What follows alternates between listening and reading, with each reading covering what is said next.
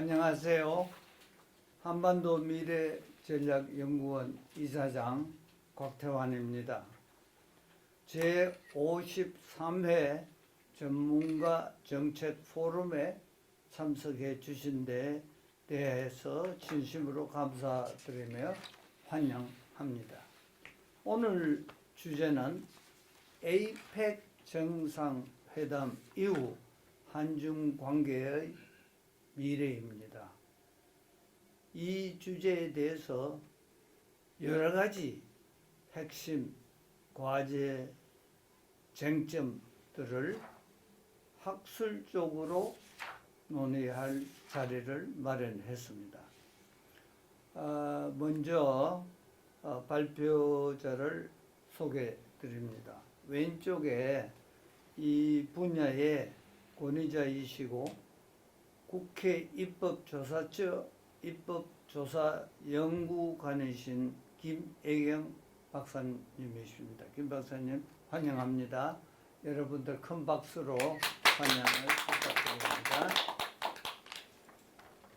그리고 이번 포럼에도 이 분야의 최고 전문가 6분을 토론자로 모셨습니다.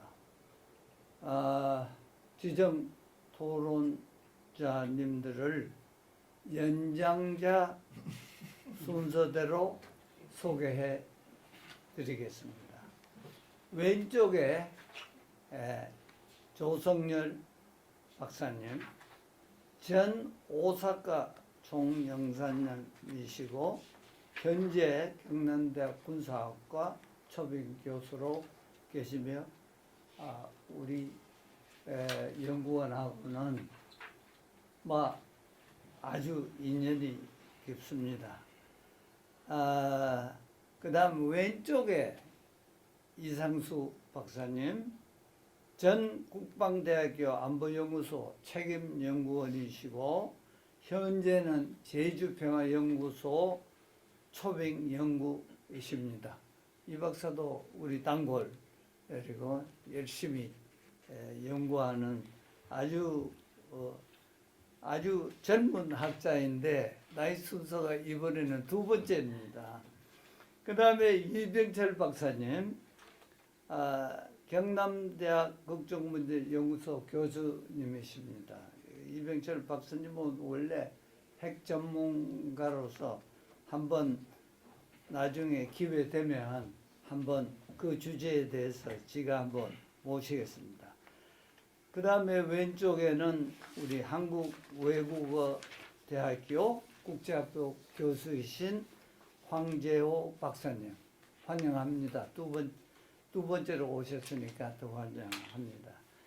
그 다음에 오른쪽에는 국방연구원의 연구위원이시고 인태안보연구실장님이신 이영학 박사님 처음 오셨으니까 웰컴 환영합니다. 그 다음에 왼쪽에 우리 정재흥 박사님, 우리 아주 우리하고도 인연이 깊고 세종연구소 연구위원이시고 중국 연구센터장이십니다.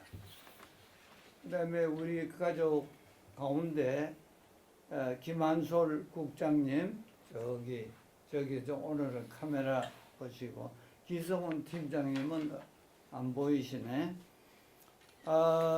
그러면 주제 발표자 김애경 박사님의 발표를 먼저 듣고 그런 다음에 이제 토론에 들어가겠는데, 김 박사님 아주 쉽게 이해할 수 있도록 이게 유튜브로 나가기 때문에 45분간 강의를 천천히 해주시면 감사하겠습니다.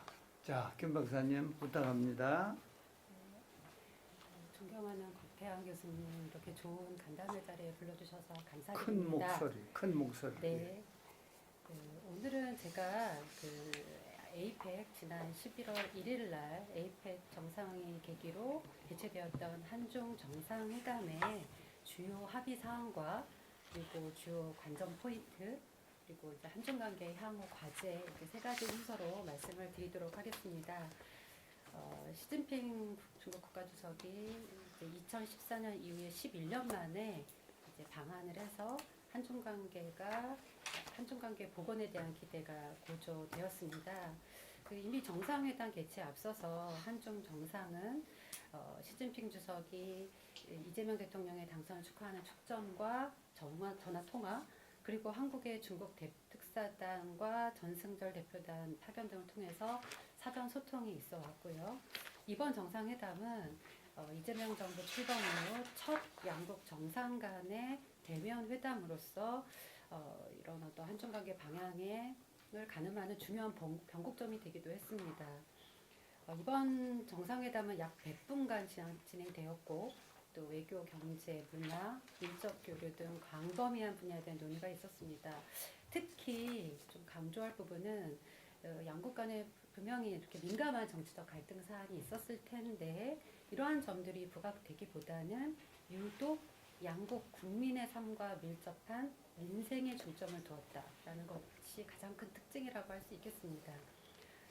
예를 들어서 뭐 보이스피싱 최근에 캄보디아 범죄단지로 인해서 우리 재외 국민들이 이제 피해를 보는 사태들이 발생을 하고 있는데 이런 보이스피싱 문제를 어떤 초국적 범죄 내용까지 양국의 협력 범위가 확대됐다라는 것들 그리고 실버 산업과 같은 이런 신흥 산업의 협력에 대한 이런 합의도 있었는데 이런 부분들은 이 양국 모두가 최근에 사회적으로 문제인 저출생, 고령화 문제 이러한 문제들에 대한 어떤 공통의 인식들이 기반이 된 합의들이 아니었나라는 생각을 하게 됩니다. 이러한 부분들은 이 다카이치 사나이 일본 신임 총리도 경주에서 중일 정상회담이 개최되었는데 그 발언을 보면 신강 위구르 인권 문제를 언급하면서 이런 보편적 가치 문제를 공개적으로 여전히 제기하면서 소위 이런 가치 중심적 외교를 통한 양자회담을 진행했다라는 것과 대조를 이룹니다. 이 다카이치 총리는 이 중일 정상회담 다음 날에 에이펙 정상회에 참석한 민신이 대만 총통부 선임 고문도 면담하면서 중국 측의 반발을 사기도 했고 최근에 이 대만 유사시의 자위대 개입 가능성으로 인해서 중일 관계는 굉장히 악화되고 있는 상황입니다. 이번 한중 정상회담에 대해서 이제 이재명 정부는 국익과 실용에 기반한 대중외교를 통해서 한중 관계를 전면적으로 복원했다라고 평가를 하고 있고요. 그리고 이런 양국이 역사적 경험과 경제적 호혜 협력의 중요성을 지적했다. 그리고 특히 이런 시대 변화에 맞춘 전략적 협력 동반자 관계의 성숙한 발전을 추진하기로 합의가 되었다. 말씀드릴 수가 있겠습니다. 다음으로는 이번 한중 정상회담의 주요 합의 사항에 대해서 이제 말씀을 드릴 텐데요. 일단 이 양국 정상의 이 공개된 회의에서는 방금 말씀드렸던 대로 한중 간의 전략적 협력 동반자 관계의 성숙한 발전을 추진하기로 합의가 됐고, 특히 이렇게 양국 간 정치적 신뢰를 확보하고 민간 차원에서도 우호적 신뢰 축적을 병행하기로 하면서 이뿐만 아니라 이재명 대통령이 이제 공개적으로 이 한반도 비핵화, 평화 실현 구상을 소개했고, 이 북한과의 대화 재개를 위해서 중국의 건설적인 역할을 당부했고, 그리고 한반도 문제 관련된 이런 부분에 대한 시 주석의 이제 화답을 노력하겠다는 이제 답변을 받았다라고 되어 있습니다. 근데 이제 이 모두 발언이 공개된 우리나라 언론에서 공개된 내용들 이외에도 중국 신화사에서 공식적으로 요약 정리된 4가지 시주석이 이제 이재명 정부에 제안한 4가지 사항이 있습니다. 이게 굉장히 저는 의미가 있다고 생각하는데 그 부분 소위 4가지 제안 사항을 좀 말씀드리도록 하겠습니다. 첫 번째는 전략적 소통을 강화하고 사회 제도가 다른 부분 그리고 핵심 이익에 대해서는 존중하며 갈등과 의견을 적절히 해결하자. 이게 첫 번째 제안이었고요. 두 번째는 한중 FTA 2단계 협상과 AI 바이오 제약, 녹색 산업, 실버 경쟁 이런 신흥 산업 협력을 통해서 경제무역 협력을 제고하고 또 온라인 도박과 보이스피싱 범죄에 대한 협력을 강화하기로 했던 것. 상당히 경제와 사회적인 문제에 있어서 이런 협력의 부분을 강조했고요. 세 번째는 청소년 미디어 싱크탱크와 같은 인적 문화 교류 확대를 통해서 상호 이해를 증진하자. 이런 부분들이 중국 측에서 한중 관계에 대해서 이렇게 협의가 필요하고 노력이 필요한 부분들의 강조였다고 생각이 됩니다. 그리고 마지막으로는 특히나 이번 언론에서 강조되었던 것이 아태 자유무역지대 추진과 지역경제 통합, 그리고 아태 공동체 구축, 다자주의 실천, 그리고 글로벌 거버넌스의 공정한 발전을 위해서 양국이 노력하자. 이게 이제 시진핑 국가주석의 어떤 그 제안 사항의 네 가지 핵심 요약 내용입니다. 이 부분에 대해서는 이제 잠시 후에 또 말씀을 드리도록 하고요. 그 주요 이제 논의와 합의 사항 간단히 말씀드리도록 하겠습니다. 이 부분은 민생 의제가 핵심이었고 중점이었다라고 말씀을 드리겠고요.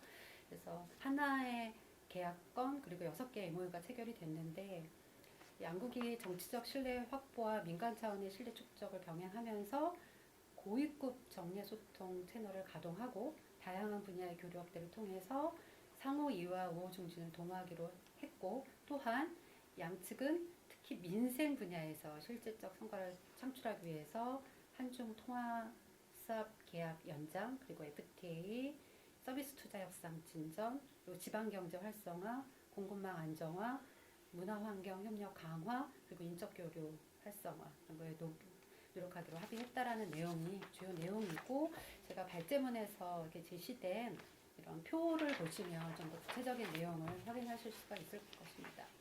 이제 한중 양국 간의 이제 비공식 회의가 또 진행이 됐는데, 이 부분에서는 우리가 가장 관심이 있었던 그 필리조선소 등 하나오션의 자회사 5개 자회사 제재 문제, 그리고 서해 구조물 한활령 문제, 핵 추진 잠수함 건조 문제가 다 언급되었다, 논의되었다라고 알려져 있습니다.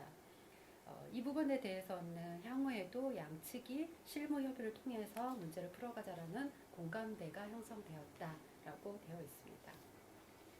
이제 이런 내용들이 얼마나 구체적인 어떤 세부 사항에 대해서 저희가 이제 공개적인 자료를 통해서만 확인할 수 있기 때문에 어떤 내용들이 이제 진행되어 있는지는 모르겠지만, 이 부분들에 있어서는 한중 간의 향후에도 상당히 쟁점이 되고 논란이 되고 또 이렇게 갑론을박이 될 수 있는 부분이다라고 말씀드리고, 추후에 이제 후속 조치를 통해서 이러한 내용들이 어떻게 진전이 될 것인가로 한중 관계 방향성도 좀 판단을 할 수 있지 않을까라는 생각을 합니다.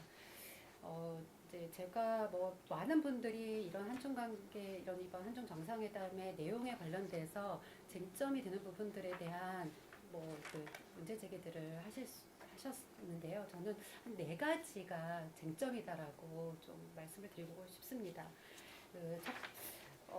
특히나 이번 정상회담에서는 한국은 한반도 평화 얘기를 분명히 강조를 했었고, 또 중국은 다자주의를 강조했는데, 분명히 양측이 각자 관심 분야에 대해서 일방적으로 얘기를 했기 때문에 상호 어느 정도의 호응과 조율이 있었는지는 판단하기 어렵지만, 이 부분에 있어서, 특히 뉘앙스에 있어서는 양측의 이 부분이 좀 차이가 있지 않았나라는 생각이 드는데, 저는 이 부분이 의견의 불일치나 불협화음이라고 단정할 필요는 없다는 생각이 듭니다.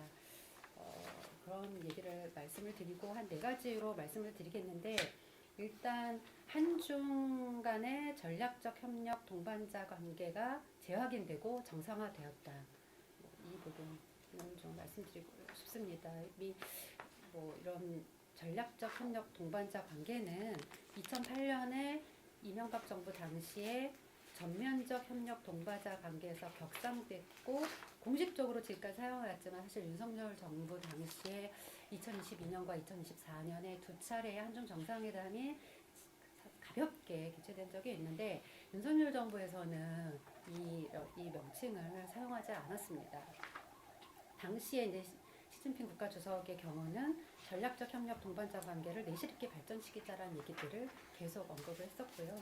근데 이런 부분들은 우리가 윤석열 정부가 가치 중심의 외교를 표방하면서 인태 전략 보고서를 발간하고 전략 보고를 발간하면서 확고한 한미 동맹 강화 그리고 한미일 협력 강화를 표방을 하면서 그런 어떤 규칙 기반의 국제 질서를 추진했었고 또 이 과정에서 대통령이 공개적으로 대만 문제를 언급했었고 또 신강우이거 인권 문제에 관해서 정부가 입장 표명을 한 사례도 발생을 하면서 결국은 그 윤석열 정부의 한미 동맹 강화 그리고 유사 입장국 간의 관계가 중시되면서 실질적으로 고위급 교류가 단절이 됐고 한중 관계가 악화되었던 부분들이 있었습니다.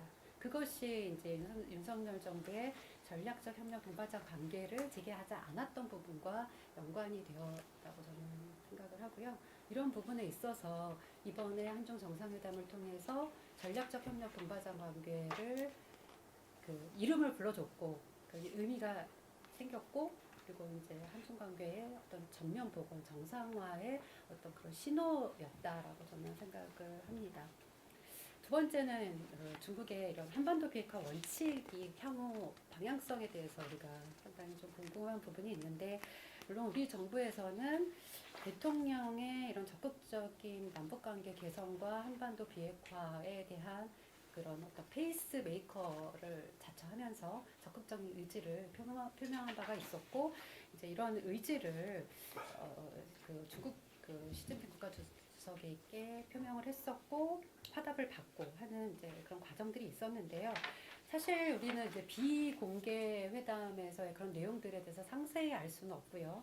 사실 이렇게 잠깐 나누었던 공개적인 대화에서는 시 주석이 뭐 한반도 비핵화나 이런 부분들의 통일에 대한 얘기들을 직접 언급하지 않았고 지역의 평화와 발전을 위해 더 많은 긍정적인 에너지를 불어넣겠다라고 애둘러 표명을 하면서 상당히 중국이 이 북핵 문제에 대해서는 그 신중한 접근을 하고 있지 않나라는 해석들이 이제 제기가 됐습니다.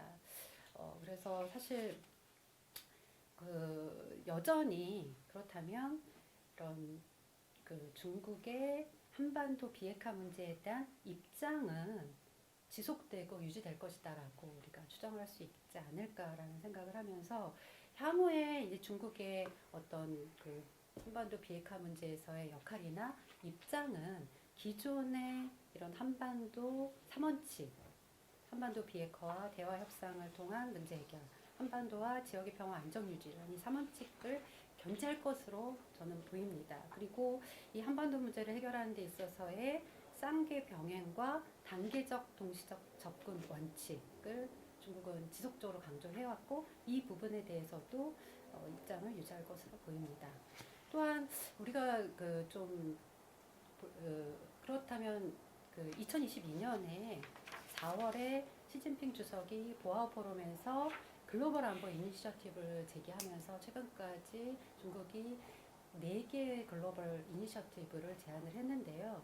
이런 안보 이니셔티브, 그러니까 중국이 생각하는 글로벌 어떤 안보에 대한 입장을 보면 좀 더 명확하게 중국의 한반도의 어떤 평화나 북한의 비핵화에 대한 입장들을 확인할 수가 있는데 중국은 모든 당사자의 합법적인 우려를 균형 있게 해결한다는 것입니다. 그래서 단순히 북한, 뭐 남한, 그 어떠한 나라의 우려도 양측의 우려를 모두 존중하는 균형 있는 해결. 이게 굉장히 저는 좀 의미 있는 부분이 아닌가라는 생각이 드는데 이러한 방향으로 입장을 지속할 것으로 보이고요.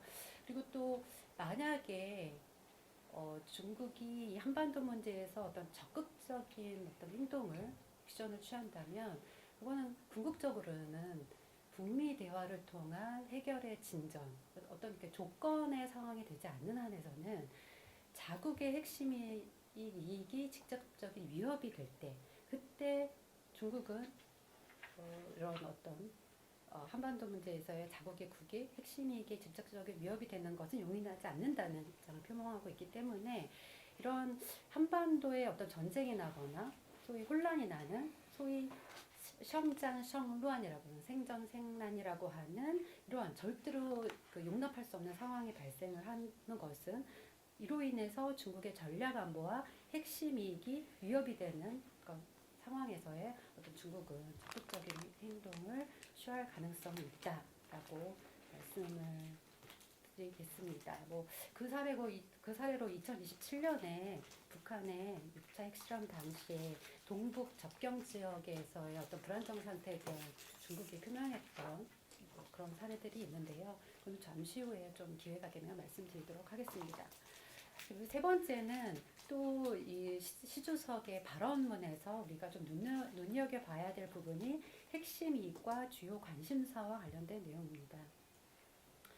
중국은 이미 2011년에 중국의 평화발전 백서를 통해서 중국의 핵심 이익은 국가 주권, 국가 안보, 영토 완정, 국가 통일, 중국 헌법이 확립한 국가 정치 제도와 사회 안전, 그리고 경제 사회 지속 발전의 기본 보장이다라고 했었고, 또 그 주요 중대 관심사라는 표현을 핵심이니까 같이 쓰고 있는데요. 이 부분은 상당히 명확하게 중국에서 이게 중대 관심사가 뭐라고 규정짓지는 않고 있지만 상당히 과변적이고 변동성이 있고 중국의 이익에 직간접적인 영향을 미치는 좀 더 광범위한 부분이 있다라는 생각이 드는데 그게 공급망 이슈일 수도 있고요. 다양한 사안들이 포함되는 내용이라고 추정이 됩니다. 특히 이제 중국 정부가 그런 대만 문제에 관련돼서는 이번 그 한중 정상회담에서 대만 문제나 남중국해에 대한 논의들이 직접적으로 언급이 되어 있지는 않지만 대만 문제는 중국이 핵심 이익 중에 핵심 이익이라고 강조를 해왔습니다. 그리고 미국 측에도 넘지 말아야 할 첫 번째 레드 라인이다라고 해석을 해왔고요. 이런 부분에 대해서 중국은 굉장히 강경한 입장을 유지해왔고 최근에 이 한미일 3국이 정상회담이나 장관급 회담의 계기에 공동성명을 발표를 하는데 이 공동성명 안에 지속적으로 대만 문제에 대한 입장들이 표명이 되어 왔습니다. 그래서 이런 것들은 중국이 자국의 주권과 영토 보존에 대해서 심각한 도전이라고 인식을 하고 있는데 또 최근에 이런 한미일 3국 공동성명에는 대만의 국제기구 참여나 대만 해협의 평화 안정을 강조하고 있고 또 이재명 정부 출범 이후에 지난 9월에 개최된 한미일 3국 외교장관 회담에서는 또한 대만 문제가 언급이 됐는데 그 당시에는 대만 인근에서 불안정을 야기하는 행위가 점점 빈번해지고 있다고 하면서 좀 더 이 톤들이 높아지면서 이 향후에 그리고 2021년에 문재인 정부 당시에 한미 정상회담을 통해서 이 공동성명 안에 대만 문제가 들어가기 시작하면서 최근까지 이 대만 문제에 있어서 한미일 간의 삼국 공조는 피할 수 없는 사안인데 향후 한중 관계 발전을 위해서 그리고 한중 관계의 어떤 전면적인 회복을 위해서 이 한국의 대만 문제에 대한 입장들에 대해서 굉장히 어떤 모호성을 유지할 것인지 명확성을 유지할 것에 대한 우리가 뭔가 정책적인 어떤 입장의 결정은 아직도 하고 있지 못하는 것이 아닌가. 이 부분이 한국에게는 상당히 도전 과제다라고 말씀을 드리고 싶고요. 마지막으로는 이제 중국이 자유무역과 다자주의를 강조하고 있고 이게 에이펙의 어떤 정체성과도 연관성이 있고 그런 부분도 있지만 중국은 미국이 에이펙에서 부재한 자리를 채우고 이 에이펙이나 다양한 다자의 어떤 협력의 계기로 중국의 발언권을 확대하고 중국의 어떤 그런 글로벌 거버넌스에 대한 아이디어들을 투사하는 이러한 방식을 더 적극적으로 할 가능성들이 좀 높아지는 것은 아닌가라는 생각을 합니다. 중국은 기본적으로 글로벌 거버넌스가 더 공정하고 합리적인 방향으로 발전해야 된다고 인식하고 있고 개혁의 대상이다라고 강조해 왔습니다. 그래서 이런 부분들을 고려할 때 향후에 특히나 이번 에이펙에서는 이런 자유무역 그리고의 어떤 수호자임을 과시하는 중국과 자국의 어떤 일방주의, 자국 우선주의, 보호주의를 강조한 미국 간의 어떤 그런 대결이었다라고 전 세계에서 관심을 모으기도 했는데 이러한 이유로 인해서 이번 경주 선언에서는 굉장히 심야 토론을 할 정도로 굉장히 팽팽하게 논쟁을 했지만 결국은 경주 선언에 자유무역 문구가 들어가지 못하면서 이런 불협화음들이 계속 발생을 하고 있고 또한 그런 결국은 그 합동 강요 회의에서 WTO의 중요성과 자유무역이 필요하다라는 것들이 이렇게 포함이 되면서 결국은 타협할 수밖에 없는 부분들. 그래서 이번에 에이펙의 정상회담은 물론 굉장히 많은 성공적인 부분들도 있었지만 이런 부분에서 미중이 이런 다자 무역과 보호주의를 강조하면서 갈등이 발생을 하는 또 그런 부분들을 확인할 수 있는 또 계기가 된 것들이 아니었나라는 생각을 합니다. 따라서 이런 것들을 볼 때 이제 2026년 내년에 제33회 에이펙이 중국 심천에서 개최를 하고 이 향후 1년간 중국은 이러한 스탠스를 계속 유지하면서 자국의 입장들, 자국의 기조를 전 세계에 이제 전파하려고 하고 또한 국제 무역 규범과 또 다자협력 체제 재편과 관련돼서 미중 간의 소위 국제 경제 질서의 주도권 경쟁이 심화될 것으로 보이는데 이제 한국은 이러한 과정에서 한국의 경제적 이익과 외교적 입장을 동시에 공유하면서 어떠한 방향성을 가질 것인가가 과제가 되지 않을까라는 생각을 했습니다. 이렇게 이런 쟁점들을 좀 말씀을 드리겠고요. 향후 과제와 관련돼서 좀 한중 관계에서 이제 한국이 어떤 방향성을 가져가야 할 것이냐.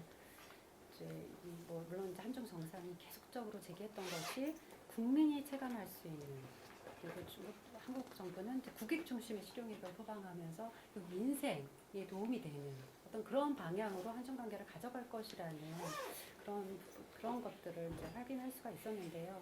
여전히 이제 산적한 어떤 쟁점이 존재함에 따라서 과연 이런 민감 현안들을 어떻게 관리할 것인가가 굉장히 중요한 부분인데 그럼에도 불구하고 제 입장은 한중 양국의 협력 방향은 우선 정치적으로 민감한 이슈는 좀 구분해서 비정치화하면서 소통 채널을 유지하고 대화 협력을 통해서 계속 그 민감한 부분들에 대한 소통들을 가져가는 것.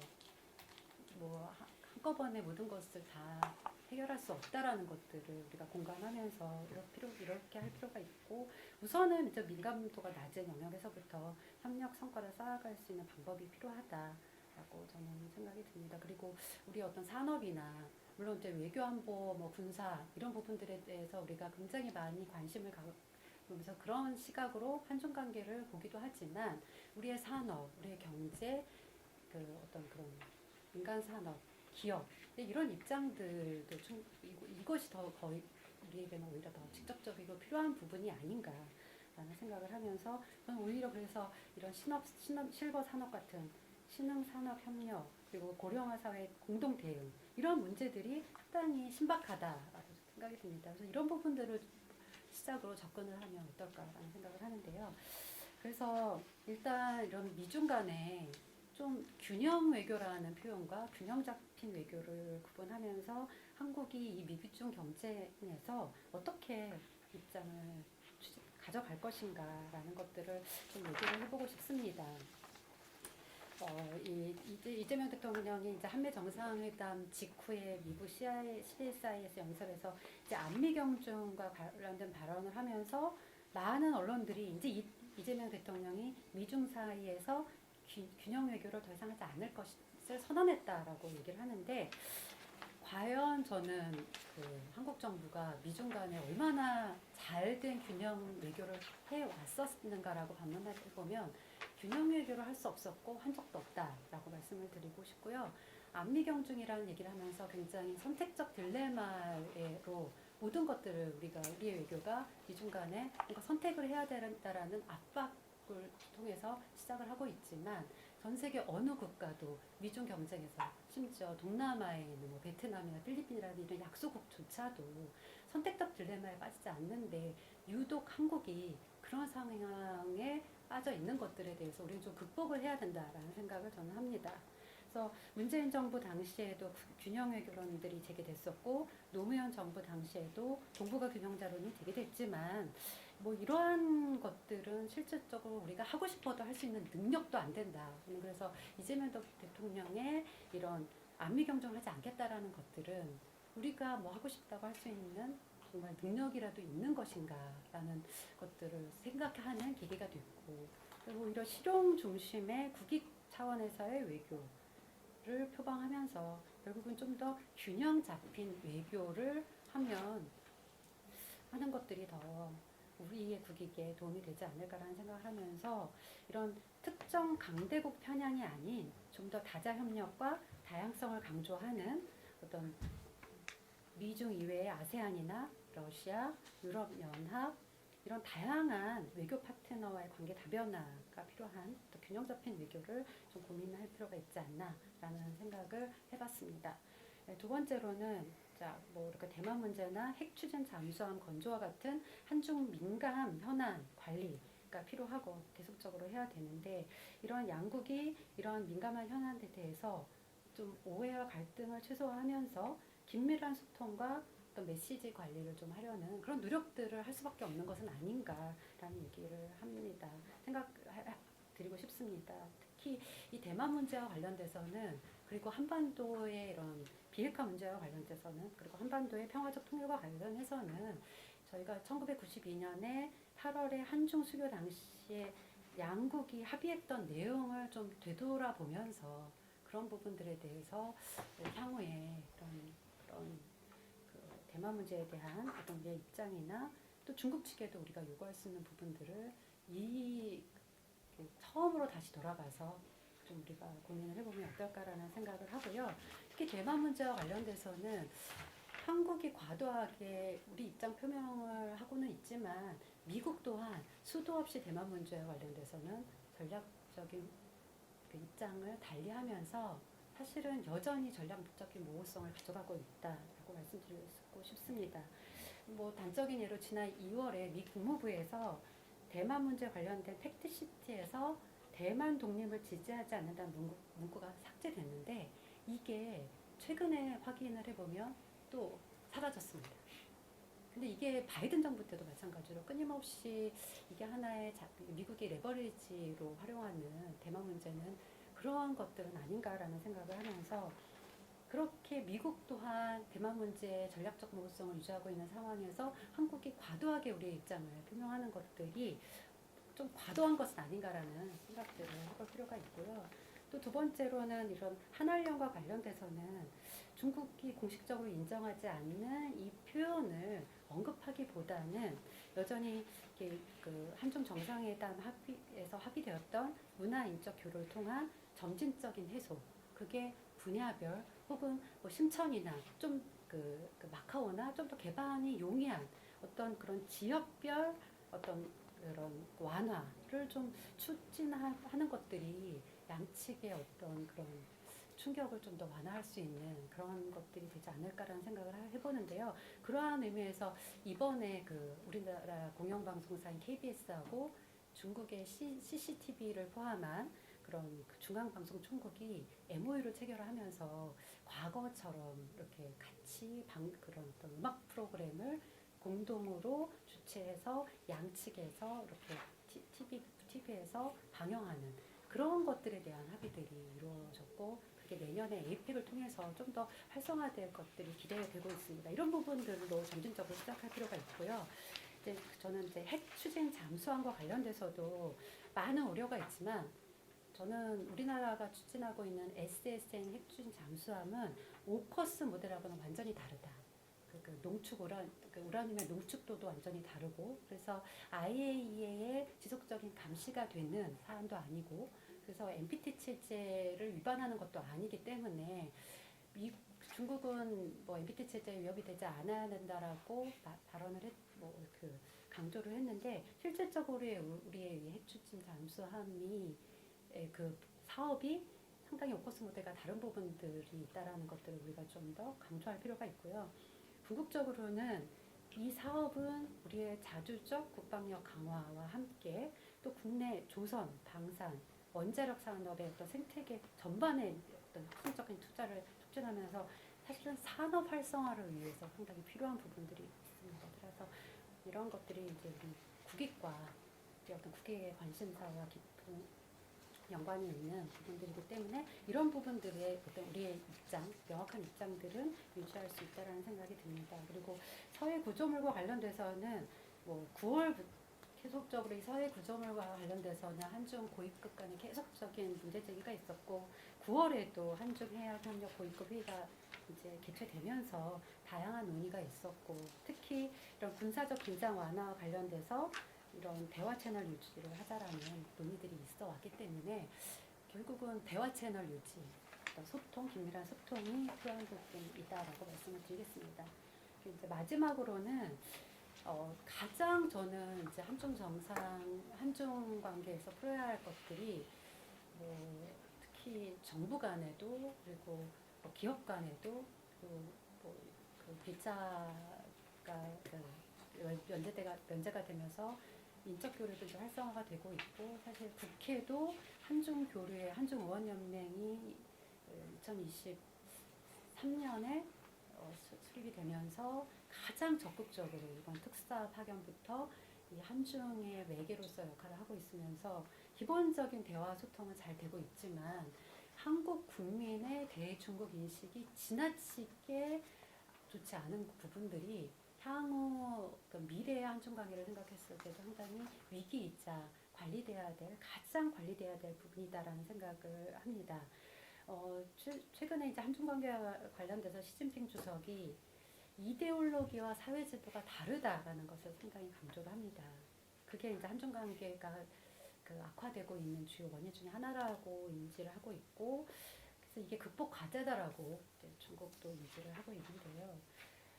사실 뭐 중국의 그럼 한국 인식은 어떠냐? 그 단적인 예로 2024년에 상하이 사범대 사회조사 결과가 발표가 됐는데요. 16살에서 30세 젊은 층 약 326명이 이제 K-팝 문화 상품을 얼마나 구매하는지를 이제 조사를 했는데 이제 이렇게 개인 플랫폼이 있습니다. 웨이디엔이나 CNU나 해서 알리바바 그룹이 운영하는 중국 우리의 당근과 같은 것도 있고 다양한 유명 중국 거래 플랫폼이 있는데 이것을 통해서 상당히 많은 중국 젊은이들이 한국의 K-팝 상품들을 구매하고 있습니다. 그만큼 한국의 K-팝 문화를 좋아하고 여전히 이런 부정적인 인식보다는 상당히 우호적인 긍정적인 인식들이 이런 것들을 통해서 이 결과를 통해서 우리가 좀 확인을 할 수가 있는데요.